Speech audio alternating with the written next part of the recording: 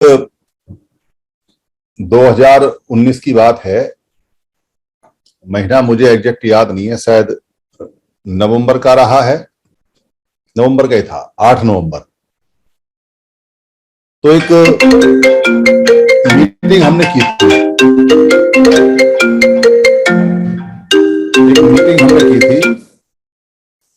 जो मीटिंग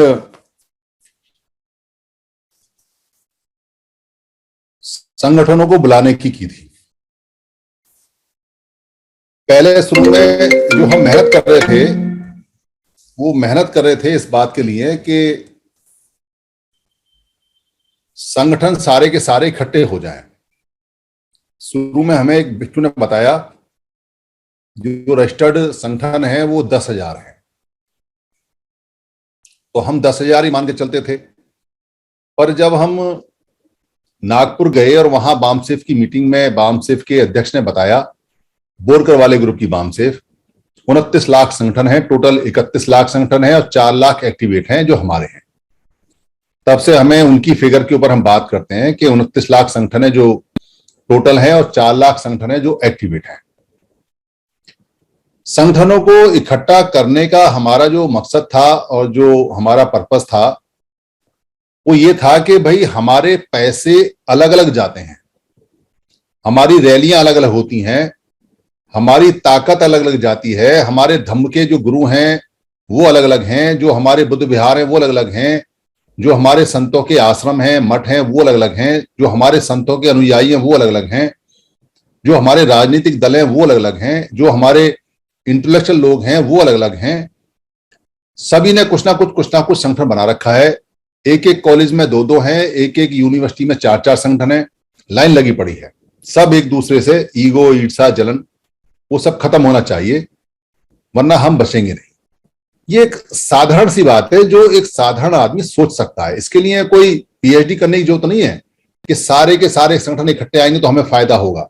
ये किसी से भी, सड़क चलते रिक्शे वाले से भी पूछ लोगे कि भाई रिक्शे वालों अगर तुम सब साथ रहोगे तो क्या स्कूटर वाला तुम्हारी पिटाई कर सकता है? तो कहेगा कि हम साथ रखते हैं तो हम तो खुद स्कूटर वालों को पीटेंगे, हम तो कार वाले को पीट देंगे, हम तो बस वाले को पीट देंगे।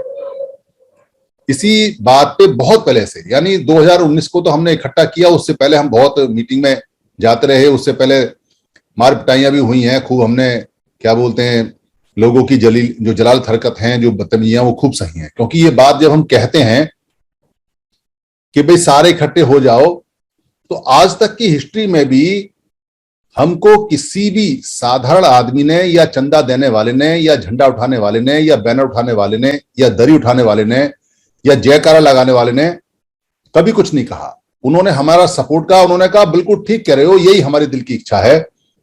पर जो चंदा लेता है, जिसका झंडा है, जिसकी कंपनी है, जिसका संगठन है, जो मालिक है, जो पदाधिकारी है, जो प्रधान बना हुआ है, उसने हमारा विरोध किया। जिस भी मंच पे जाके मैंने ये बात कही, उन्होंने उसी मंच से मेरे कपड़े पीछे से खींच लिए और एक दो जगह तो मेरी पिटाई भी हुई है। पर जिद नहीं छोड़ी हमने किसी भी हालत में, क्योंकि काम यही करना, जान तो इसी से बचेगी। इसलिए मंचों पे लोगों ने बुलाना छोड़ दिया, मैंने जाना छोड़ दिया, क्योंकि कोई फायदा नहीं, पर देखते रहते। पर जब मुसीबत आती है तो सही बात समझ में आती है, तो सही बात तो समझ में आने लगी और तेजी से आने लगी, इतनी तेजी से आने लगी कि सोच से परे है कि हम तेजी से इकट्ठे हुए। तो ये सारी की सारी बातें वहां चली। तो वहां 8 नवंबर को 2019 को एक लिखित में डॉक्यूमेंट है, समण समाज की तरफ से साइन किया गया लोगों ने और समण समाज के लोगों ने। उसमें बाम से जो एक ग्रुप है उसके भी 3-4 लोग थे, पर वो इसलिए नहीं जुड़े कि लोगों को इकट्ठा करना है, संगठनों को इकट्ठा करना है। वो इसलिए जुड़े कि संगठन इकट्ठे होंगे तो हमारे अंडर आ जाएंगे, हमारे नीचे आ जाएंगे। और वहां जितने भी संगठन आए वो सब इकट्ठे होने के मन से नहीं आए। तो उस परिपत्र में हमने ये आगे के लिए लिखा था कि अगर 14 अप्रैल 2020 तक इकट्ठे नहीं हुए तो हम फिर लोगों के पास जाएंगे, हम संगठनों के पास नहीं जाएंगे। पर 2020 में कोविड आ गया, कोविड बड़ा बुरा फैला और 2021 में भी कोविड रहा। इसलिए 2020 में कोई वहां पार्लियामेंट के ऊपर कोई बात नहीं हो पाई, सब अलग अलग रहे। पर 2021 में पोर्टल पे बात होने लगी, अचानक होने लगी, ऐसे ही सब लोगों से बातचीत होने लगी। तो संगठन भी आए यहां और लोग भी आए।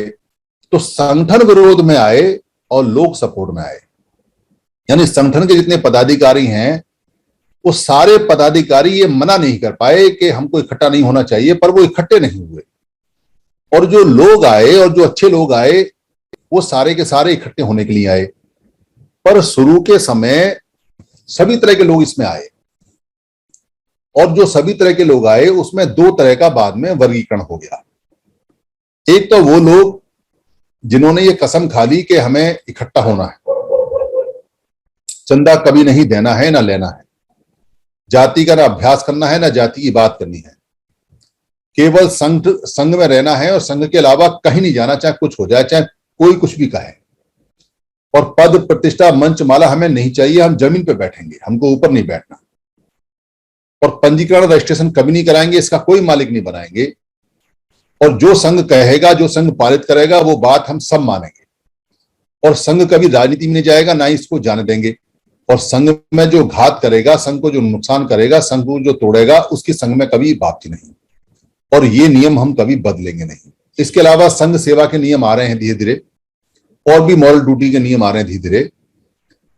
पर जब यहां लोग आने शुरू हुए तब तक ये गोल्डन नियम नहीं बने थे, क्योंकि ये गोल्डन नियम हम सब ने मिलकर बनाए हैं, पुराने समर संघ के नियमों को फिल्टर करके, छांट के, कुछ उसमें जोड़ के, कुछ घटा के, बाकायदा एक एक समस्या पे हम बात करते रहे, सबके यहाँ लोग मनाते रहे और फिर इसको हाउस में पास कराते रहे। तो सबका ये पूरे संघ के नियम हैं और पुराने संघ के नियम से ये मैच करते हैं।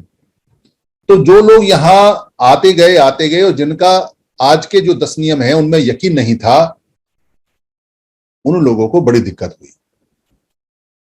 उनको दिक्कत हुई, पर वो दिक्कत बताए ना। ये ठीक ऐसे है जैसे पेट में मरोड़ उठ रहा है और टॉयलेट जाना है और टॉयलेट कहीं आसपास नहीं है और शर्म के बारे में बता नहीं रहा है, और पीछे से हवा निकाल रहा है बदबूदार, तो बता नहीं रहा, शर्म आ रही है टॉयलेट को बताने में कि भाई ये ऐसी है। ये उनकी हालत हो गई। क्यों हालत हो गई? क्योंकि मन में कुछ और है और यहां कुछ और हो रहा है, तो दिक्कत होती है। किसी आदमी के मन में ऐसा है कि मैं अपने दोस्त का मोबाइल चुराऊं, तो उसका निगाह, उसकी दिमाग चुराई उसकी मोबाइल में रहता है कि कब ये दोस्त कहीं जाए, बैठे, मोबाइल छोड़े और मैं इसका लेके भागूं। वैसे ही जिनके दिमाग कहीं और चल रहे थे, उनके यहां गोल्डन रूल में दिमाग लगे ही नहीं। उन्हें ये गोल्डन रूल काले सांप के जहर जैसे डसने लगे। क्योंकि किसी का अगर मन रहा होगा कि वो इसमें चंदा ले या पैसा इकट्ठा करे या कोई बैंक खोले या कोई रजिस्ट्रेशन का मनी ले या पर्ची काटने का जो धंधा है, पर्ची काटने का धंधा मतलब बहुत सारे लोग हैं जिनका ये रोजगार है कि साल में 3-4 वो कार्यक्रम करते हैं, पर्ची लेते हैं और हमेशा जेब में रखते हैं, और जो आसामी मिली दिन में सोच के जाते हैं कि आज उसको काटेंगे, आज उसको काटेंगे। सुबह ऑफिस जाने से पहले और शाम को ऑफिस आने से पहले वो काट लेते हैं, कुछ ऑफिस में काट लेते हैं। तो वो या चिट फंड का काम है या LIC का काम है या बैंक का जो म्यूचुअल फंड वगैरह बेचने का काम है, या जो और LML वाली जो मल्टी लेवल मार्केटिंग जो सिस्टम है वो है, या एजेंट बनने का है या माल बेचने का है। वो सारी चीजें यहां बैन हो गई कि भाई आप समण संघ के अंदर रहकर, संघी रहकर ये काम नहीं कर सकते। तो उनको घुटन होने लगी, उनको परेशानी होने लगी, पर कह नहीं पा रहे किसी से भी, कहें कैसे?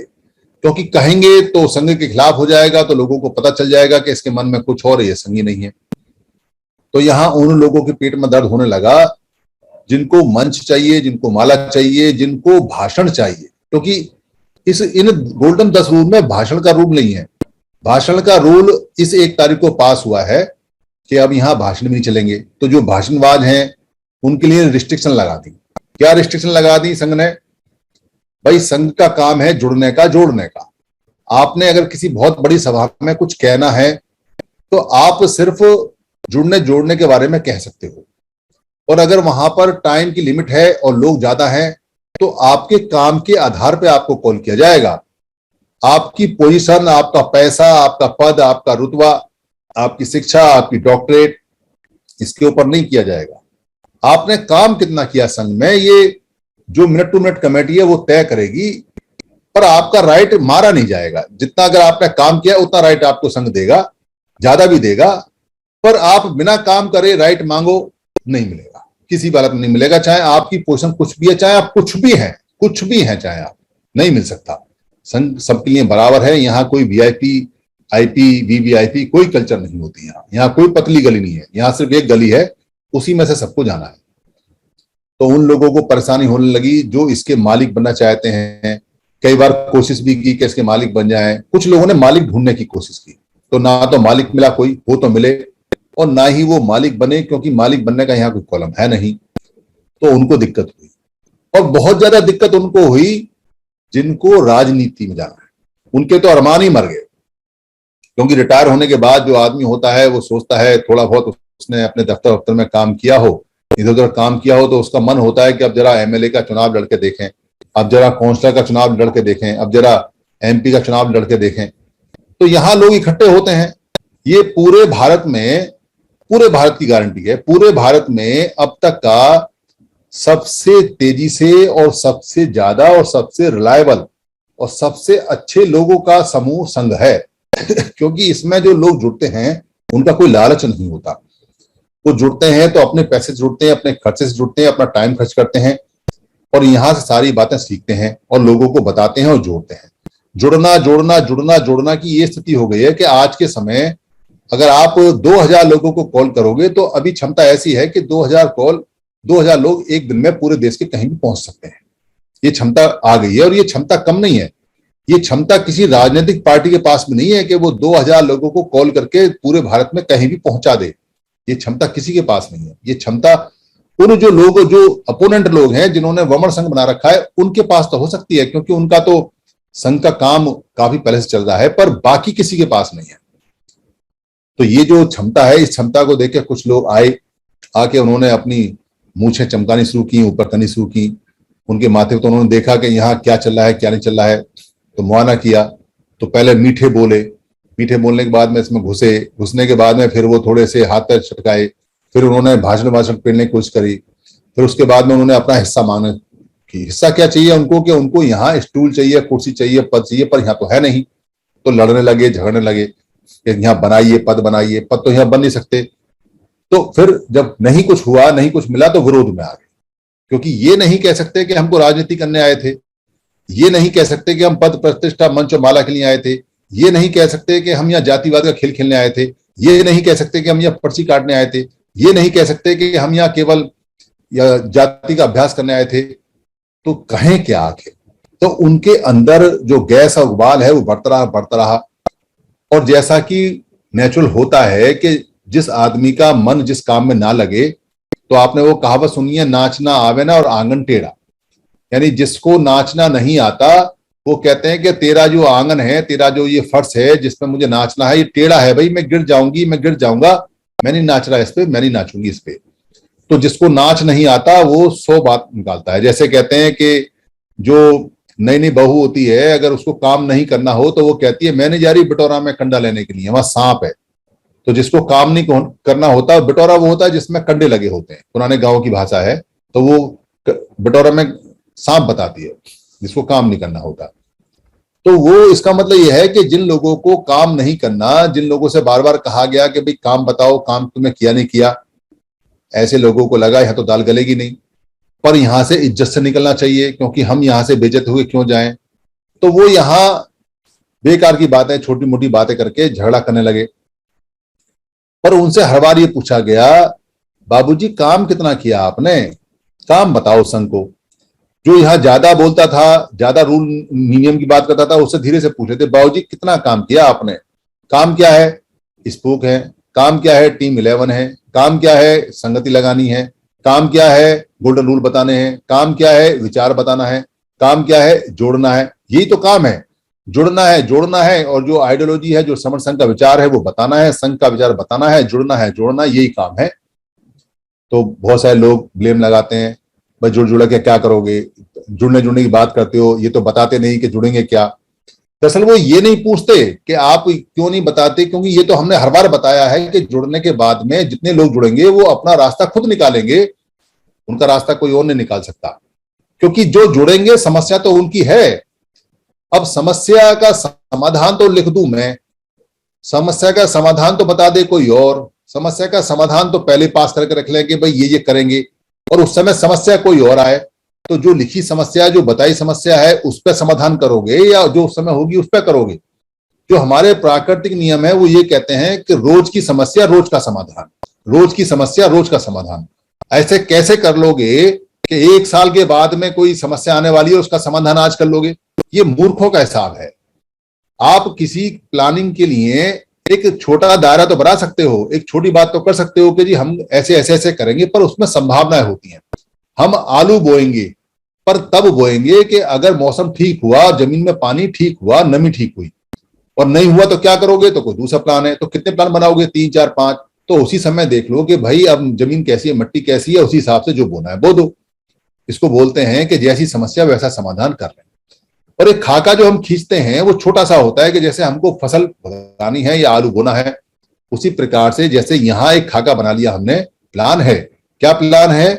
कि जब हम इकट्ठे होंगे तब हम नियम बनाएंगे समस्या के ऊपर, तब हम समस्या की बात करेंगे। तो प्लान है ना हमारे पास में पूरा प्लान है कि जब पहले हम इकट्ठे होंगे, ये प्लान है, और इकट्ठे होने के बाद इकट्ठे हुए लोग जो समस्या उस समय होगी उसका समाधान करेंगे, ये दूसरा प्लान है।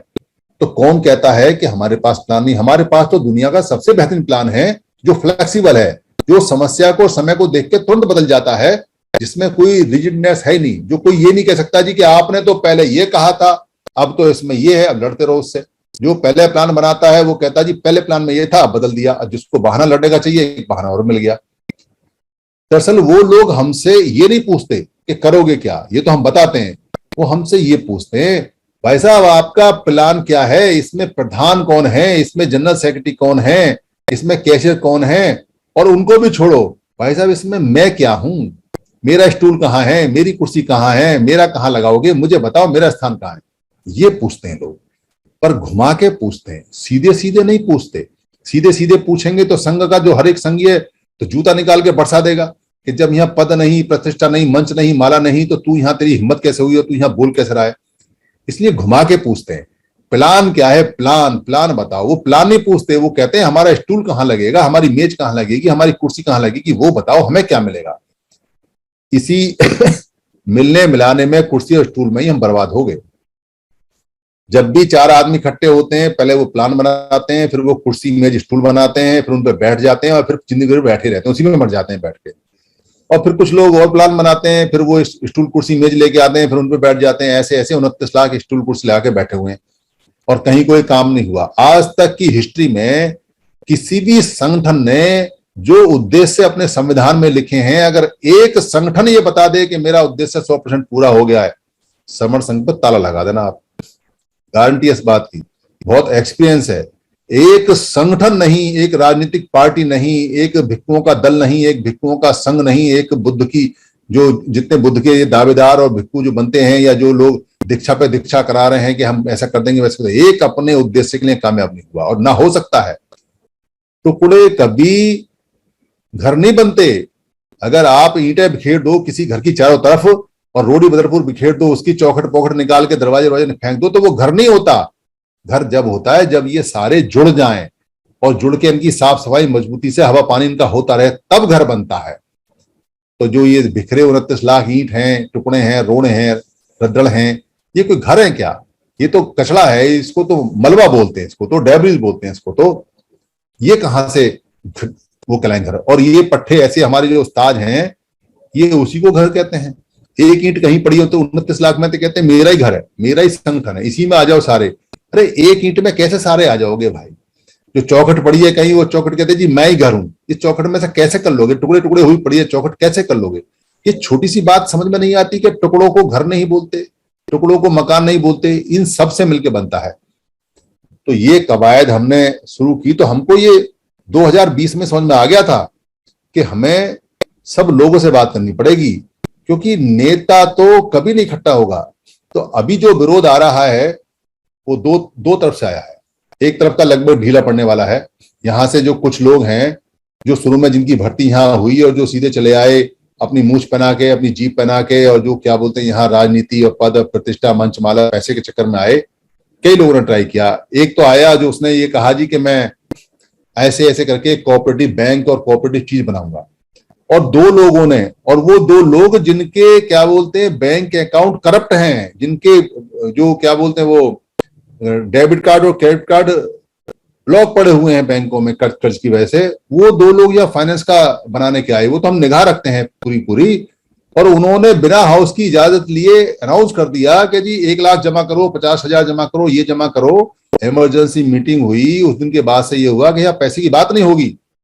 बड़ी मुश्किल से संघ को बचाया भाई, और वो लोग कहीं और लगे, तो उनको तो पैसा चाहिए, उनको पैसा खर्च करने की आदत है, तो वो कहीं और लगे हैं। अब वहां वो लोगों को पहिया घुमा रहे हैं, मेरा ये एनजीओ है, मेरा ये फलाना बैंक है, मेरा ये सिस्टम है, सिस्टम है। अब जिसके पास पैसा है, फंसना चाहे फंसे, हम सबकी गारंटी नहीं ले सकते, पर संघ की गारंटी तो लेनी पड़ेगी ना।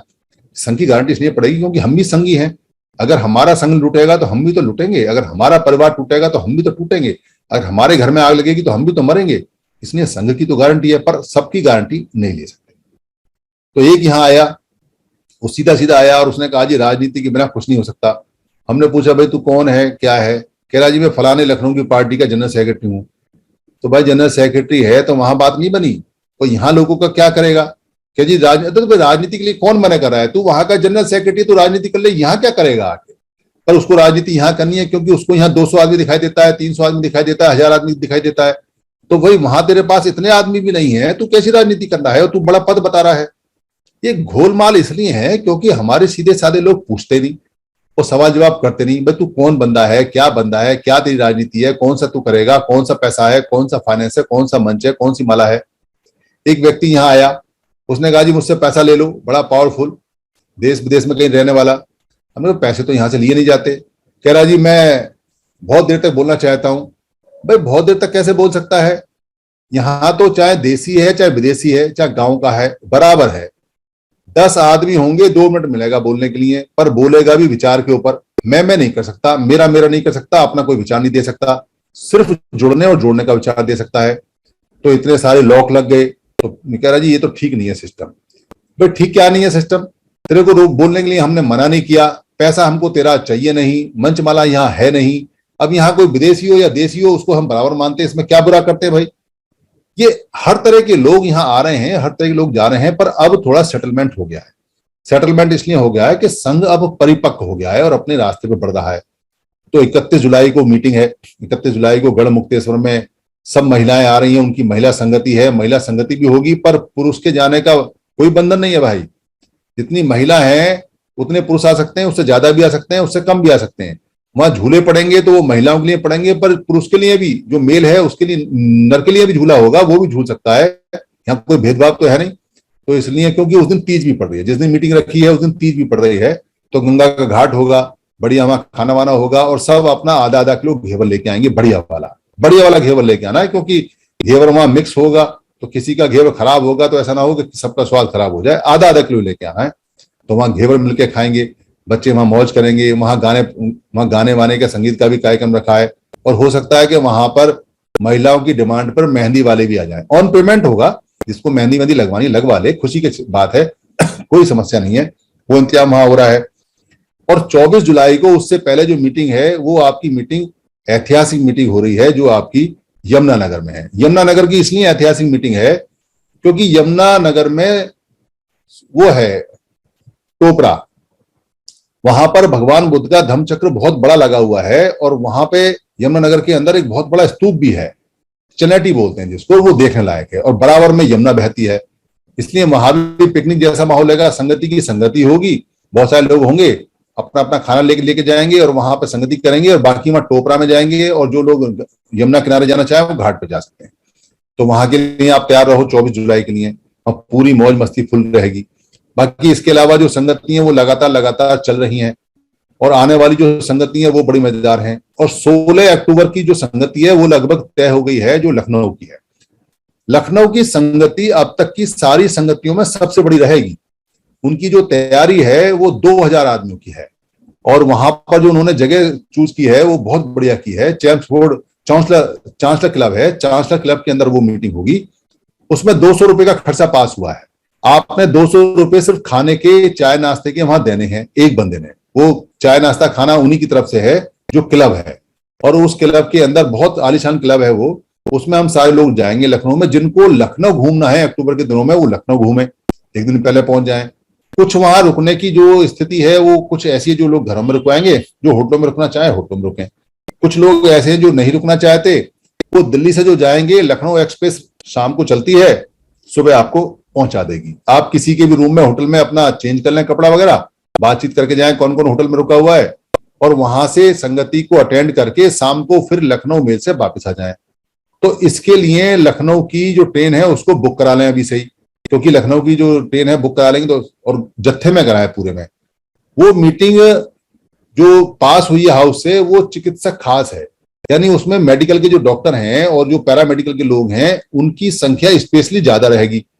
पर इस बार हमारा कंपटीशन रहेगा नॉन मेडिकल और मेडिकल से। इस बार हम कोशिश करेंगे कि नॉन मेडिकल के लोग ज्यादा हों, क्योंकि ये नाम चिकित्सक खास जरूर है, इसलिए क्योंकि चिकित्सक की जो रेपुटेशन है वो बहुत अच्छी है और बड़ी मेहनत कर रहे हैं।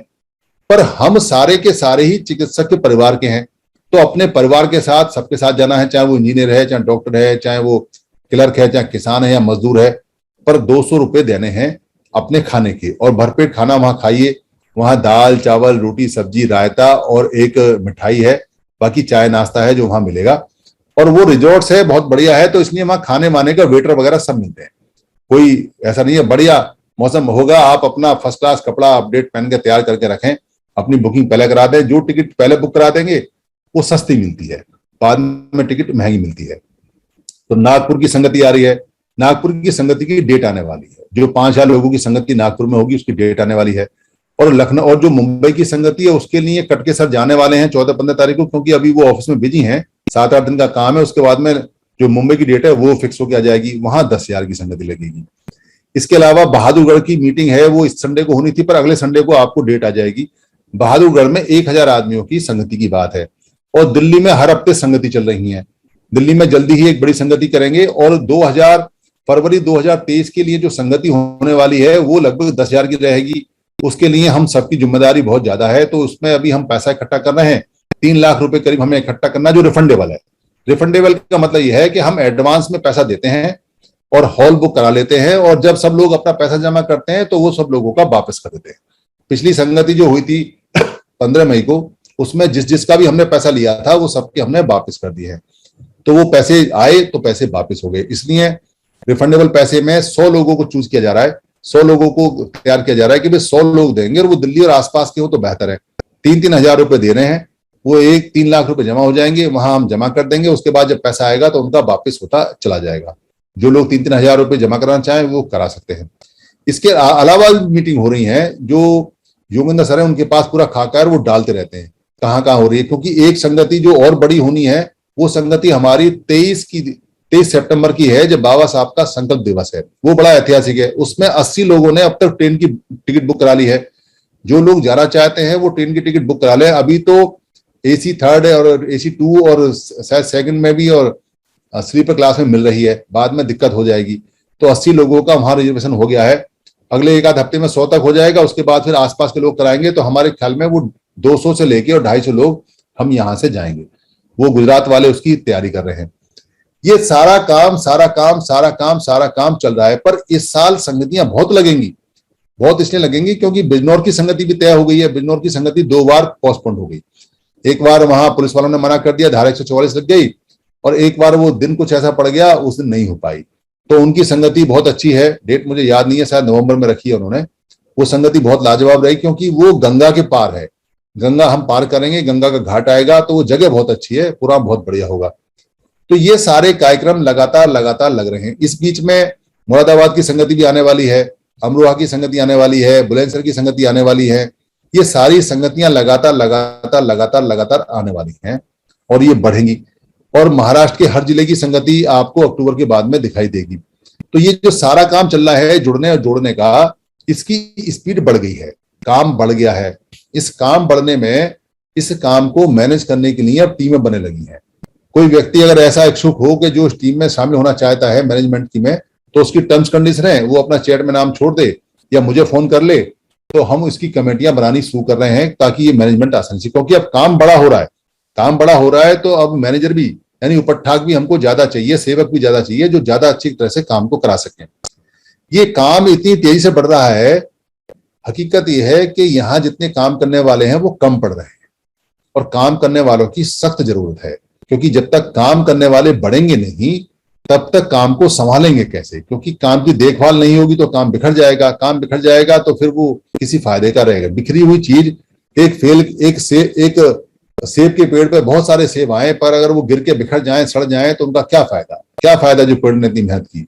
इसलिए उन सेबों को समेटना है, उनको अच्छी तरह रखना है। किसी का कुछ का मुरब्बा बना के आगे तक काम आएगा, किसी का जूस खाना है, किसी को ताजा खाना है, किसी की सब्जी बनानी है, तो सेब सारे काम आने चाहिए, हर व्यक्ति तक सेब पहुंचने चाहिए, तब सेबों का फायदा है।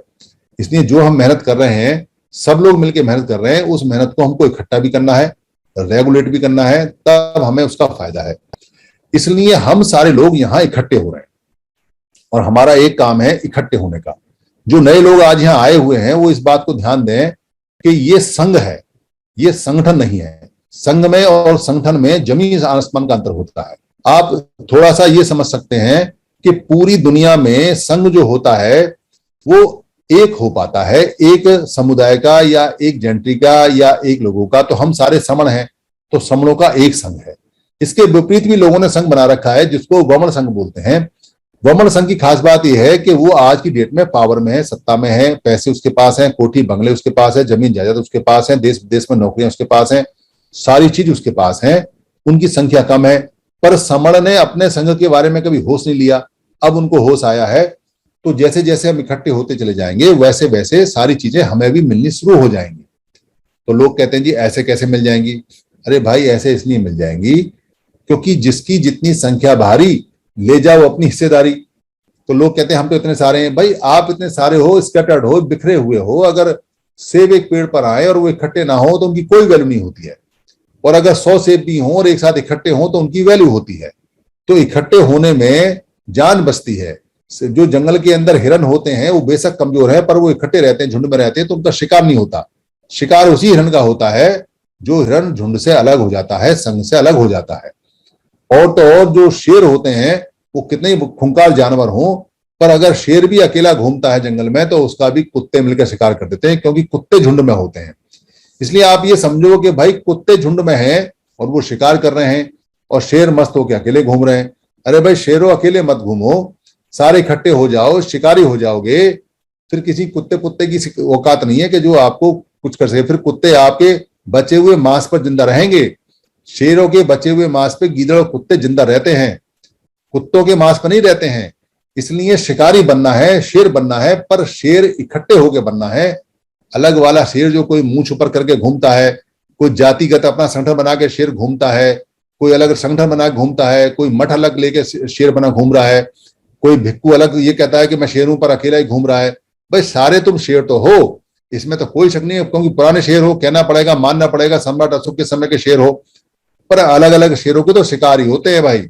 इसलिए इकट्ठे हो जाओ, सिर्फ इकट्ठा होना है, चाहे पढ़े लिखे हो या नहीं हो, चाहे अनपढ़ हो, चाहे इंटेलेक्चुअल हो, चाहे नौकरी पैसा हो, चाहे रिक्शे वाले हो, चाहे भूखे हो, चाहे नंगे हो, चाहे पैसे वाले हो, चाहे काले हो, चाहे गोरे हो, चाहे छोटे हो, चाहे मोटे हो, चाहे बीमार हो, चाहे बूढ़े हो, चाहे औरत हो, चाहे बच्चे हो, कितने भी प्रकार के हो आप, बस आपको इकट्ठा होना है, यही काम करना है। सारी चीज बेकार है, इकट्ठा होना कामयाब है। जो इकट्ठे हो जाते हैं, हिरन कहीं कोई पढ़े लिखे नहीं होते, कोई पीएचडी नहीं होते, हिरन कोई कपड़े नहीं पहनते, हिरन कोई रसोई में नहीं जाते, हिरन कोई किताब नहीं पढ़ते, हिरन के अंदर कोई जातियां नहीं है, हिरन कोई डॉक्टर नहीं, हिरन कोई इंजीनियर नहीं, हिरन कोई पीएचडी नहीं, हिरन कोई आईएएस नहीं, हिरन कोई आईपीएस नहीं, हिरन कोई नेता नहीं, हिरन कोई मंत्री नहीं, हिरन कोई एमएलए नहीं, कोई कुछ नहीं होते। हिरन सिर्फ जानवर होते हैं, पर उन्हें भी इतना ज्ञान है कि अगर इकट्ठे रहेंगे तो शेरों से बचे रहेंगे। और यहाँ जो लोग अपने आप को बुद्धिजीवी कहते हैं और बाबा साहब का बेटा और बुद्ध का बेटा और अनुयायी और सबसे बड़ा जानकार और सबसे बड़ा संगठन का पंथी और फलाना और ढलाना, और इकट्ठा होना नहीं आया तो हिरन से भी ज्यादा बेकार है, कोई फायदा नहीं, जानवर से ज्यादा बदतर है। इसलिए भाई जानवर से ज्यादा बदतर से निकल आओ, सिर्फ इकट्ठे होना। और इकट्ठे होने के लिए संघ से बेहतर जगह नहीं मिले कोई भी। ये 10 गोल्डन रूल्स हर आदमी को बताओ, हर आदमी को सुनाओ। यहाँ जो कहा जाता है, जो लिखा जाता है, जो बताया जाता है वही होता है। एक बार आके चेक करो, एक बार आके देखो कि जुड़ने में कितना मजा है और जुड़ने में कितनी शक्ति है, और संगे शक्ति होती है। जो जो लोग अपने संघ को नमन करते हैं उन्हें दुनिया में कोई नहीं हरा सकता। जो अपने संघ को सलाम करते हैं उन्हें कोई नहीं हरा सकता। मुसलमान अपने संघ में रहते हैं और संघ को सलाम करते रहते हैं, उन्हें दुनिया की कोई ताकत नहीं हरा सकती। जो लोग संघ में रहते हैं, छोटी सी बात है, जो जीतेगा, जो जुड़ेगा वो जीतेगा। और जो अलग रहेगा वो हारेगा, ये निश्चित है। इसलिए संगठन हारेंगे ही हारेंगे और संघ जीतेगा जीतेगा, इसको अपने मन में बिठा लो। इसलिए जुड़ना है, जुड़ना है, जुड़ना है, जुड़ना है, कुछ नहीं। और जो जुड़ने के बीच में आए उसको जम के सुनाना है, जम के भगाना है, जम के लताड़ना है, क्योंकि जो जुड़े हैं वो जीते हैं, जब जुड़े हैं, जब जीते हैं, जहां जुड़े हैं वहां जीते हैं, जैसे जुड़े हैं वैसे जीते हैं, और जितने जुड़े हैं उतने जीते हैं। और हम पहले भी जुड़े थे, पहले भी जीते थे और फिर जुड़ रहे हैं, फिर जीतेंगे। संघ को नमन, संघ को सलाम, धन्यवाद। बहुत बहुत साधुवाद सर, साधु साधु।